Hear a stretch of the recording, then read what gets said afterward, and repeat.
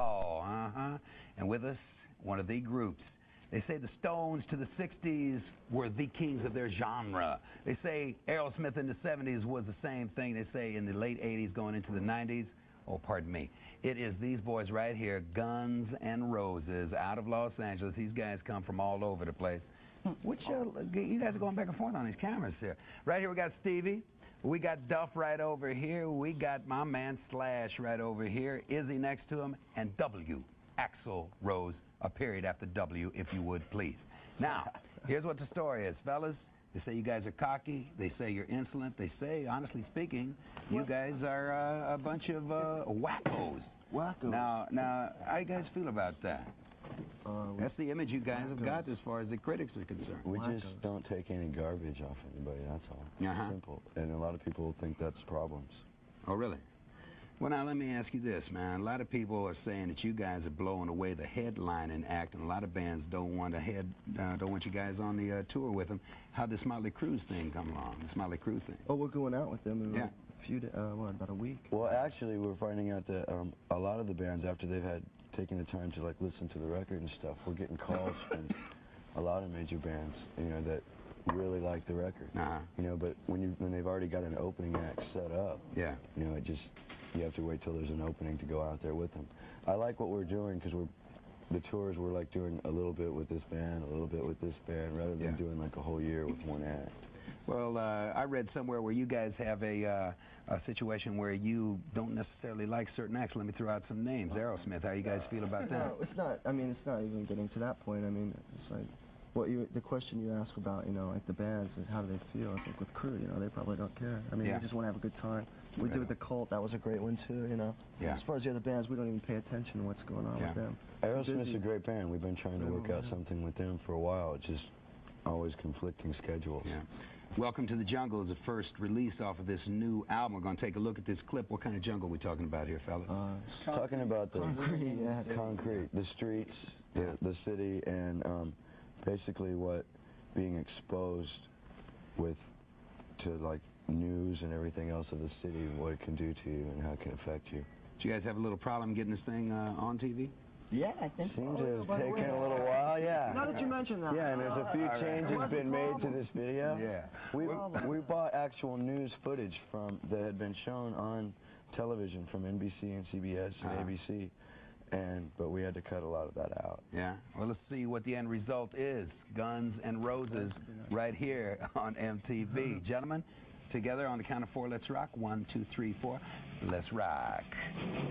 Well, thank you.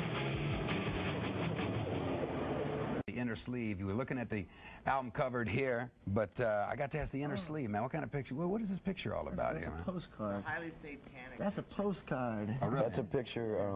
As I understand it, this was banned by the record company. No, it wasn't banned by the record company. It was banned by a lot of stores.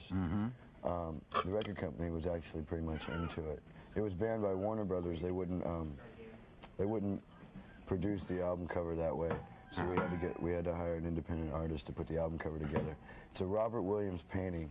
He does a lot of shows here in New York and in LA and all over the world. And it's more of an underground comics artist. That's that painting sold in 1978 for like $10,000. Oh, really? Yeah. No kidding. So now it's worth a lot more.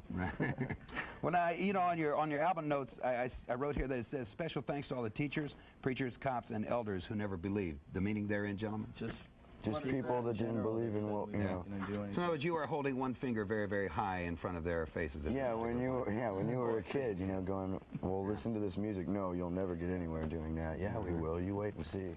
Well, I tell you what, you guys got a good reputation out there on the road, man. I know it was rough the first night out there at the Marquee in England, as I understand it, but you guys are kicking ass right now, huh? Oh, yeah. All those gigs have been... Well, you know, I also hear that... Went from the Marquee to the Odeon there. Yeah.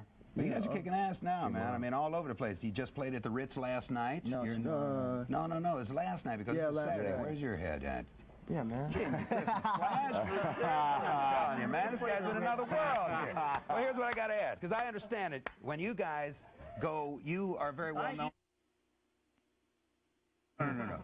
You guys, as I understand it, are very well known for your interior decorating capabilities, along with the great rock and roll. First degrees. And as I understand, you guys have redecorated many a motel room, and I look at this beautiful facade we have here. All the time. Gentlemen, if I gave you 30 seconds, do you think that...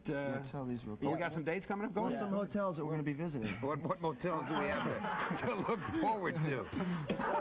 It's our hotel tour, see? Yes. Anyhow, we're playing October 23rd at the Ritz. Tomorrow night.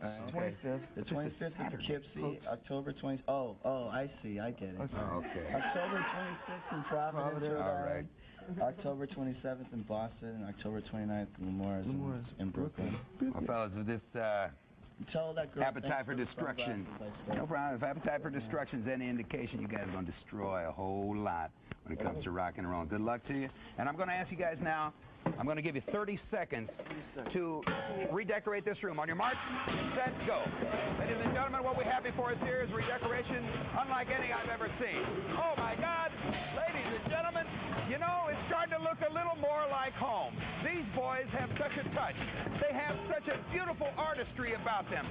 Oh, I have never in my life ever seen anything done like this. Is a wrecking crew. Unbelievable.